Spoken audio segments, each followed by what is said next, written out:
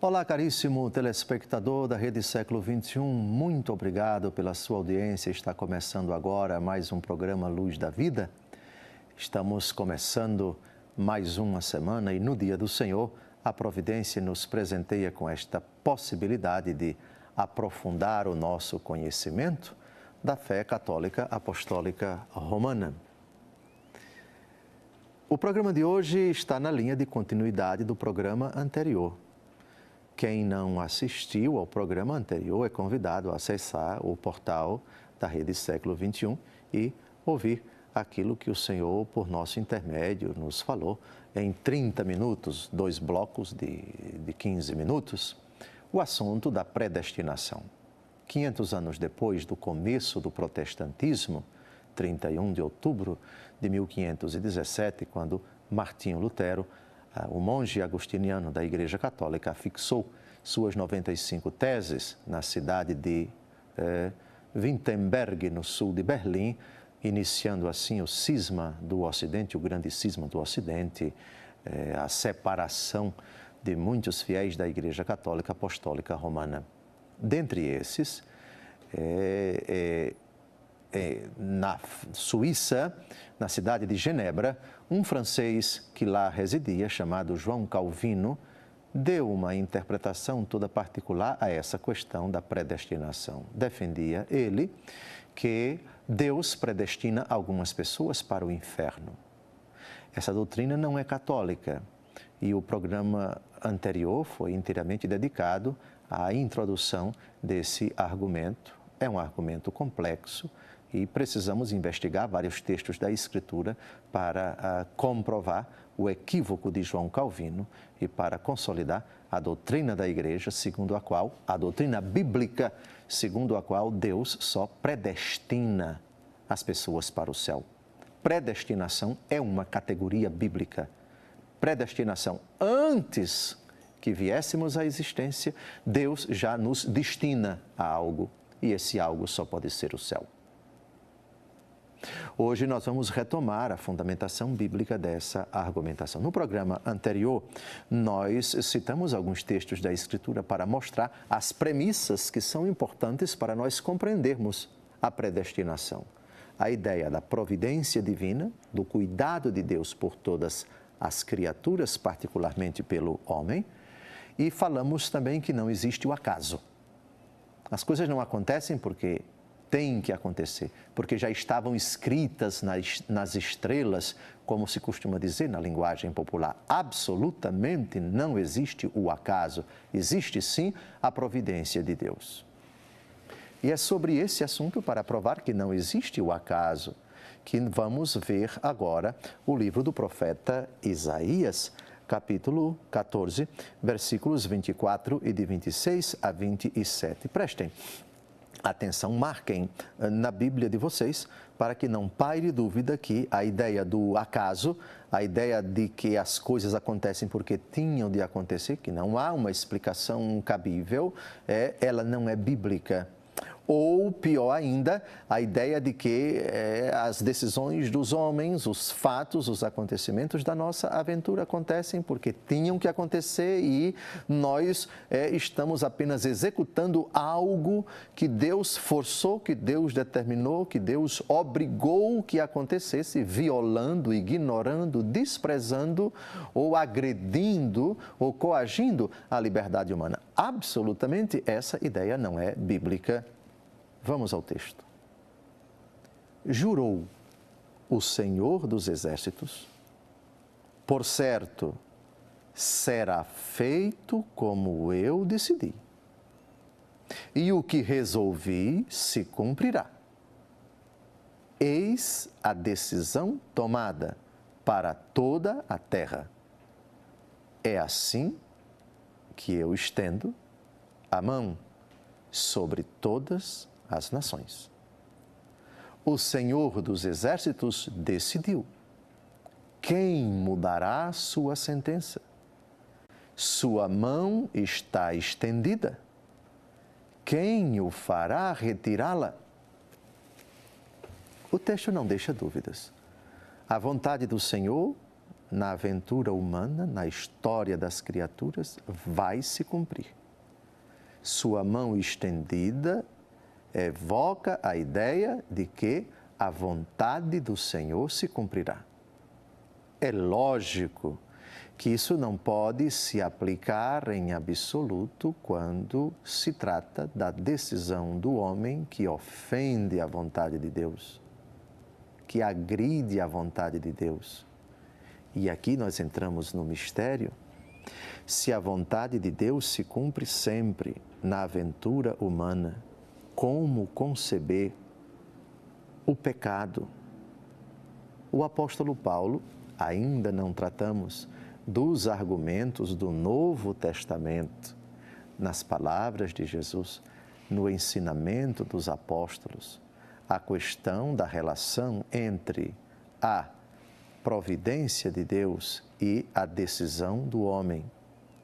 Quando o homem peca, não é que a vontade de Deus se cumpriu absolutamente, todavia o respeito de Deus à liberdade do homem, mesmo quando ele peca, não significa dizer que naquela hora o mal que foi cometido, o mal moral que foi cometido, Deus quis, cumpriu-se a vontade de Deus, cumpriu-se o plano de Deus, absolutamente.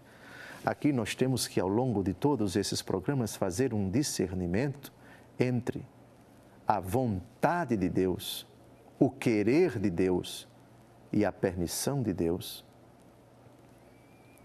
Quando aquilo que acontece na história dos homens corresponde à vontade de Deus, Deus quer. Quando, ao invés, a decisão do homem ofende a Deus, Deus permite. Todavia, querendo ou permitindo, a vontade de Deus vai se cumprir sempre. Porque nada nem ninguém pode impedir que o plano eterno de Deus se cumpra na história. Em Romanos capítulo 8, versículo 28, o texto que eu prometi citar, Deus coopera em tudo para o bem daqueles que o amam. Deus não coopera com o mal, Deus não coopera com o pecado, Deus não é cúmplice do pecado do homem, mas, permitindo que o homem peque, Ele sabe tirar do mal moral que o homem cometeu um bem maior. Pensemos, por exemplo, na decisão de Judas Iscariotes de trair nosso Senhor, no propósito mancomunado dos adversários de Jesus de maquinar, de tramar a morte de nosso Senhor. É claro que ao fazer isto, é claro que o ódio, que a inveja, que a raiva dos adversários de Jesus não corresponderam jamais à vontade de Deus. Não é a vontade de Deus que se peque, que se odeie, que se pratique o mal, que se prejudique o ser humano. O mal moral é sempre uma decisão absoluta, única, soberana, exclusiva da criatura e Deus não tem nada a ver com isso. Permanecerá sempre um mistério, porque ao decidir praticar o mal, Deus permite à criatura que o faça. Permanecerá, portanto, também sempre um mistério a parábola do filho pródigo, quando o filho se dirige ao pai e diz: dá-me a parte da herança que me cabe. O filho está decidido a partir da casa do pai. Na parábola, o pai não dirige uma única palavra ao filho. Não tenta dissuadi-lo. O silêncio do pai, que não tenta impedir o filho. Aliás, que não dirige uma única palavra ao filho, respeitando assim a supremacia do seu filho, é decisão dele e eu respeito. Claro que o pai não quer que o filho vá para longe. O pai já sabe que o filho vai estragar toda a sua fortuna numa vida devassa. É claro que o pai já sabe, porque o pai aqui simboliza Deus, que o filho vai fazer uma aventura tresloucada e chegará a passar fome e vai, para não morrer de fome, trabalhar numa pocilga a serviço do dono da pocilga, que é símbolo do demônio. desejará comer o alimento dos porcos e ninguém vai dar esse alimento, está quase morrendo de inanição. O pai sabe de tudo isto, não quer, mas permite. Permite na expectativa de que o filho caia em si, volte atrás, arrependido, e peça humildemente perdão ao pai. Se o pai já sabia do mal que o filho ia fazer, também já sabia do arrependimento do filho. Caríssimos, Deus Todo-Poderoso não é o autor do mal. Ele não tem nada a ver com o mal moral que nós cometemos nesta aventura humana. Todavia, quando pecamos, decisão somente nossa. Todavia, mesmo o pecado de um homem, ou de todos, não é capaz de impedir que a vontade de Deus se cumpra, que o plano do Senhor seja executado.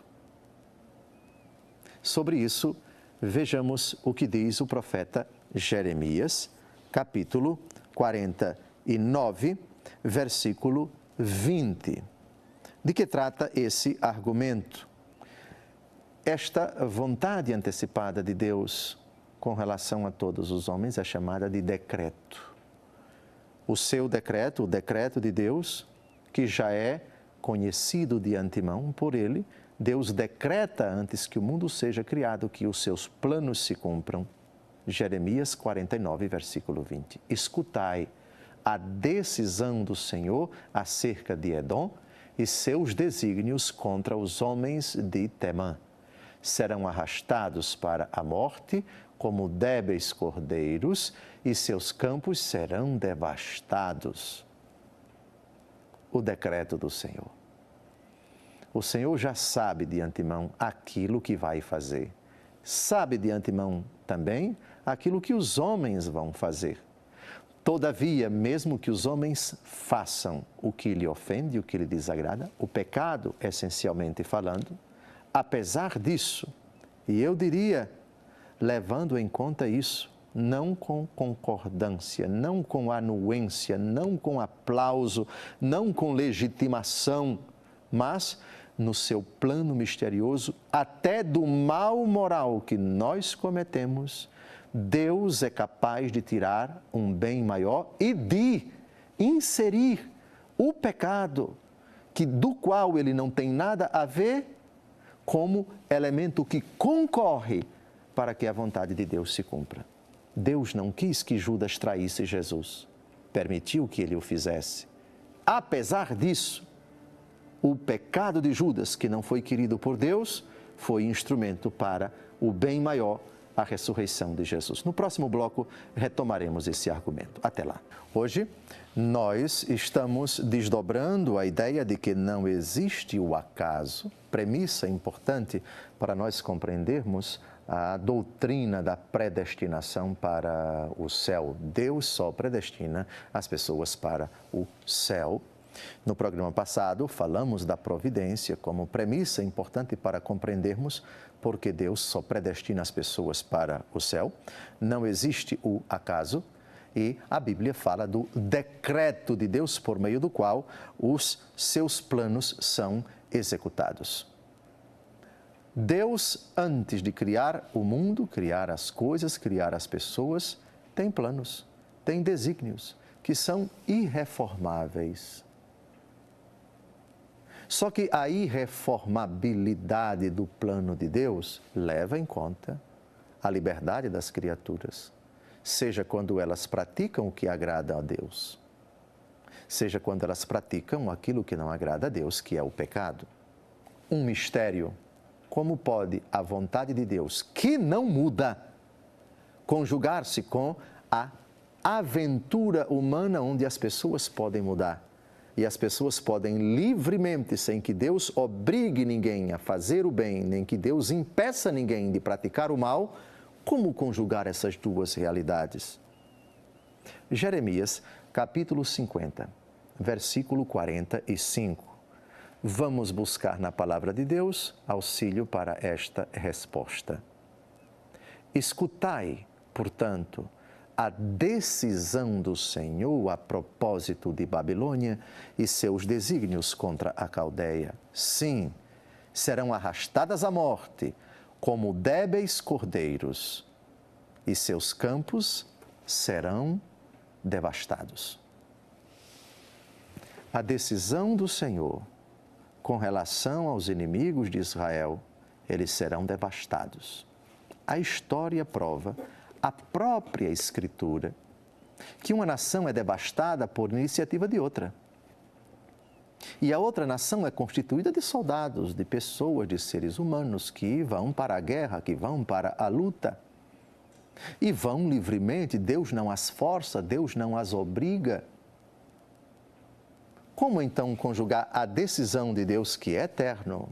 E a decisão de um Deus eterno é imutável. E uma decisão que já existia antes que o mundo fosse criado, Deus já decidiu e os planos de Deus inexoravelmente vão ser executados. A decisão irreformável de Deus não desmerece, não deixa de levar em conta o que Deus imutavelmente decide, eternamente decide levando em conta as decisões mutáveis dos homens, as boas e as más, as virtudes e os defeitos, os atos meritórios e os atos pecaminosos. Obviamente que eu estou tratando de um mistério insondável, mas não pode ser de outra forma. Afirmar que o decreto de Deus muda porque as pessoas mudam, isso é blasfemo, porque estaríamos afirmando que Deus muda e Deus não muda. Só que a imutabilidade é em Deus.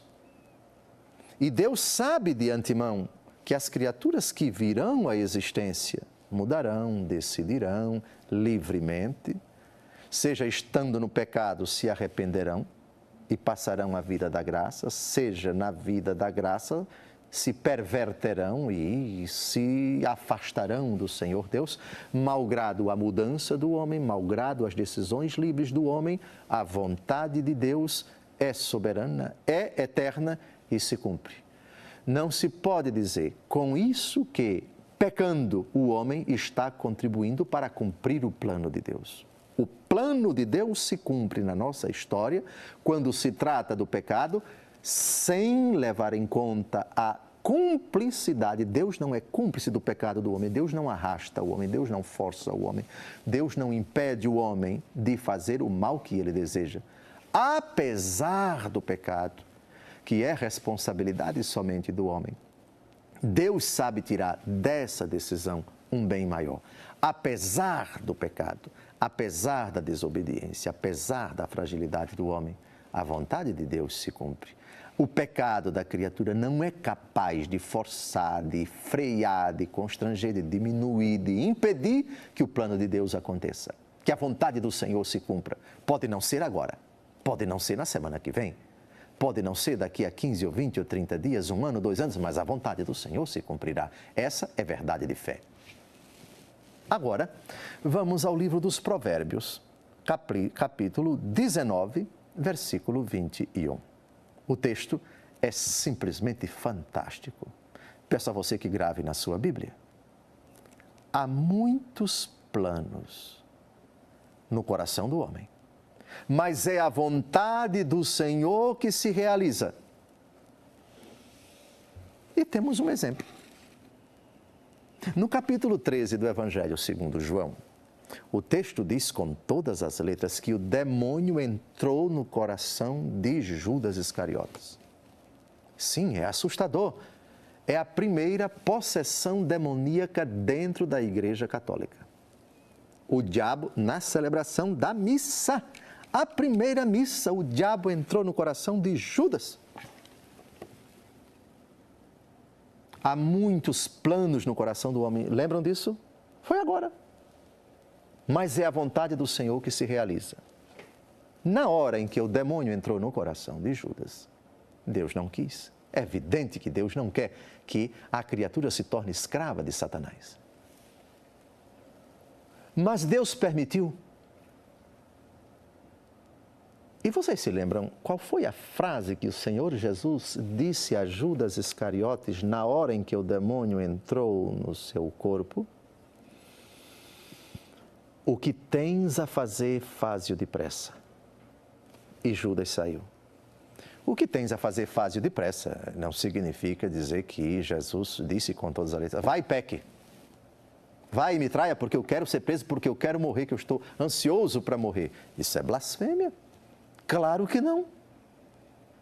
Mas o que tens a fazer, faze-o depressa, é expressão do respeito absoluto de nosso Senhor Jesus Cristo à decisão soberana de Judas Iscariotes, que decidiu trair nosso Senhor, que não quis, mas permitiu.